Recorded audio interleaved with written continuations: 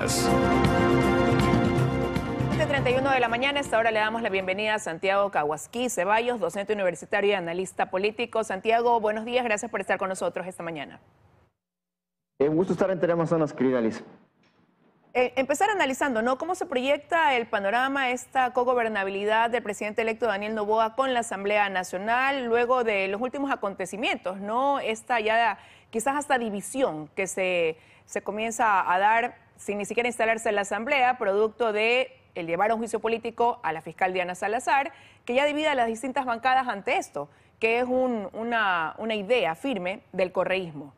Esto de aquí, ¿cómo sitúa ya al presidente electo, que ha sido firme en decir que él no va a apoyar esta idea de la revolución ciudadana? Bueno, me parece, Liz, que esta coyuntura ha provocado ya una primera reacción en el plano político del presidente de la República electo, Daniel Noboa.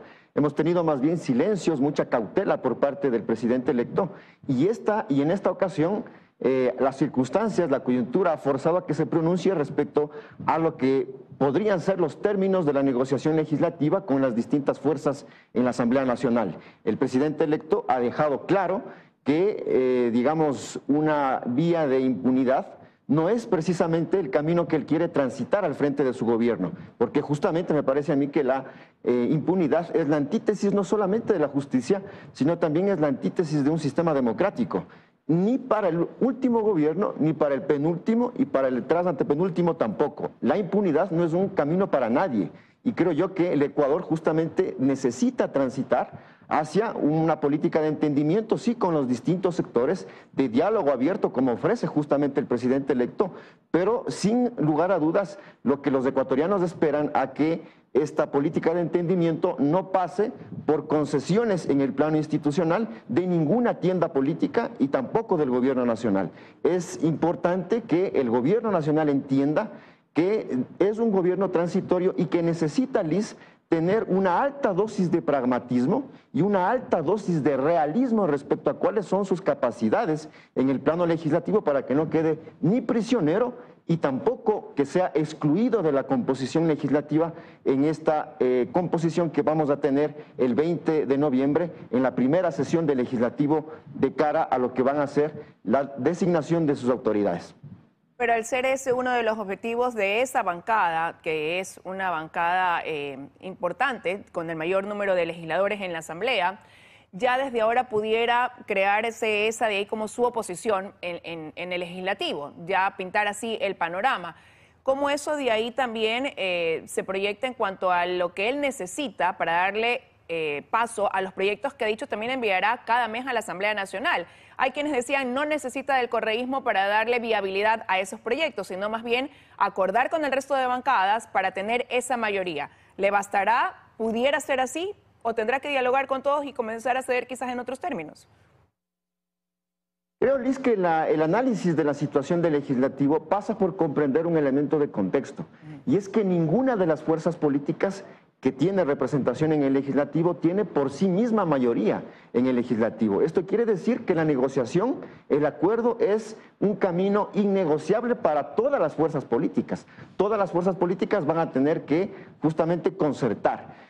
Un elemento importante es justamente cuál de estas fuerzas políticas va a tener quizás la viabilidad para hacer que un acuerdo perdure en el tiempo. Y yo personalmente creo que el escenario de fragmentación de las fuerzas políticas en la Asamblea Nacional va a conducir a que cada votación que tenga la Asamblea Nacional va a concitar su propio afán y sus propios votos. Es decir, el clima de dispersión, de alta volatilidad que se prefigura en el legislativo, van a terminar decantando que exista una mayoría ambulante, una mayoría que permanentemente esté siendo readecuada, reconfigurada, precisamente producto de las agendas. En esta ocasión, la agenda es la conformación del presidente de la Asamblea, de los 2 vicepresidentes, de los 4 miembros del Consejo de Administración Legislativa y de los 15 presidentes de las comisiones especializadas permanentes, donde el presidente de la República va a necesitar, si es que su hoja de ruta es la generación de empleo y la reactivación económica,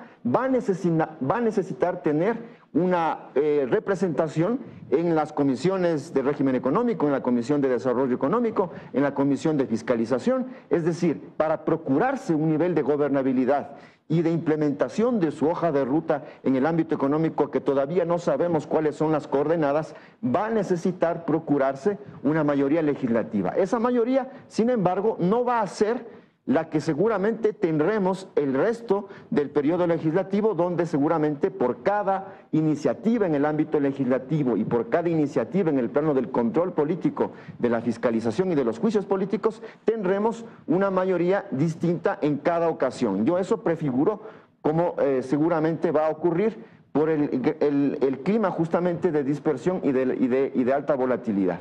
Pero incluso de aquí al 20 de noviembre, que se llevaría a cabo esa primera sesión para designar a las autoridades de la Asamblea, pudieran haber ya alianzas distintas, Santiago, quizás a lo que se venía rumorando, porque se hablaba de esta alianza primero Partido Social Cristiano, Revolución Ciudadana y ADN, pero una vez que el correísmo se queda solo en esta intención de llevar a cabo un juicio político a la fiscal Diana Salazar, eso pudiera llevar a que se reconfiguren los apoyos incluso para quienes serían el presidente, primera vicepresidente o vicepresidenta y segundo vicepresidente o segunda vicepresidenta de la Asamblea.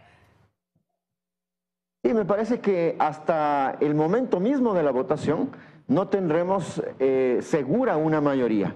Me parece a mí que ya existen antecedentes sobre mayorías que se creía seguras y que en el momento mismo de la votación, en el momento preciso de la votación, se caen estas mayorías que se anuncian con mucho tiempo de anticipación, que se prefiguran con mucho tiempo y que terminan decantando en una derrota estrepitosa. Ya sucedió eso, por ejemplo, con el mismo Partido Social Cristiano, que en el 15 de mayo del 2021 quedó excluido de la composición del Consejo de Administración Legislativa. Recordemos que en esa sesión del 15 de mayo del 2021, los 7 integrantes del Consejo de Administración Legislativo fueron 2 para la Izquierda Democrática, 2 para Pachacutic, 2 para el gobierno de ese entonces y los independientes y 1 para la Revolución Ciudadana. Es decir, el Partido Social Cristiano terminó siendo excluido. Sin lugar a dudas, la alianza más estable que hemos tenido en el periodo 2021-2023 ha sido la alianza entre la Revolución Ciudadana, por un lado, y el Partido Social Cristiano, por otra. Esta alianza, que es considerada antinatura, digamos, ha sido la que más viabilidad de permanencia ha construido en el tiempo. Y eso quizás lleva justamente a que le sea más fácil al correísmo obtener 18 votos para completar la mayoría con un aliado estable relativamente, que es el Partido Social Cristiano, que a Daniel Noboa de conseguir 58 voluntades para obtener una mayoría que le permita tener una mayoría absoluta, es decir, una mayoría de 71 votos, que justamente es lo que requiere el legislativo para la designación de las autoridades. Esto se va a complejizar aún más tratándose de votaciones con mayoría agravada o calificada, que es justamente la que se requiere para, por ejemplo, las iniciativas de juicio político a los ministros de Estado. Ahora, pero con ese escenario, con esa proyección de esa asamblea, ¿no? Y con esta idea del presidente electo de enviar cada mes algún proyecto al legislativo, y con el corto tiempo de mandato que va a tener, porque ya después entrará también a un proceso político nuevamente de elecciones, ya incluso sin haber iniciado se habla de una reelección, ¿él puede gobernar sin depender de la Asamblea para darle prioridad a lo que requiere darle prioridad en el corto tiempo de mandato? Liz, a pesar de que el gobierno nacional concitó cerca del 52% de la votación nacional, a pesar de que generó una alta expectativa en el electorado de salir justamente de las crisis que está atravesando el Ecuador, de salir también del ciclo de polarización, a pesar de ello no deja de ser un gobierno débil. Un gobierno débil porque tiene 12 o 13 legisladores de los 137 y también porque es un gobierno débil porque en la propia estructuración de su gabinete gubernamental va a tener complicaciones a la hora de estructurar justamente esta maquinaria gubernamental por 2 fuerzas políticas que auspiciaron su candidatura, que son fuerzas incipientes, endebles. Una de ellas con proceso de cancelación en el registro permanente de organizaciones políticas, como es el movimiento Mover. Es decir, es por tanto un gobierno frágil, un gobierno débil. Y me parece a mí que la forma que está justamente pensando el presidente de la República y su equipo es construir victorias tempranas que le permitan justamente disipar este manto de debilidad y de fragilidad. Y una de esas quizás podría ser procurarse una mayoría en la Asamblea, pero sobre todo, Liz, me parece que a donde apunta el presidente electo es la construcción de una victoria en el plano de la iniciativa de una consulta popular que ha mencionado que es innegociable para él. Es decir, el Ecuador estaría abocado a ir nuevamente a las urnas en los siguientes 4 o 5 meses. Es decir, ¿cuáles van a ser las coordenadas de esa victoria temprana? ¿Qué temas se van a encajonar en esta consulta popular? Aún es una gran incógnita, pero me parece que producto de esta debilidad que tiene de entrada el gobierno, va a tratar de sintonizar con el clamor popular, va a tratar de arroparse de justamente una mayoría popular en las urnas que le dé más legitimidad y más fuerza de origen para construir justamente un mandato efectivo.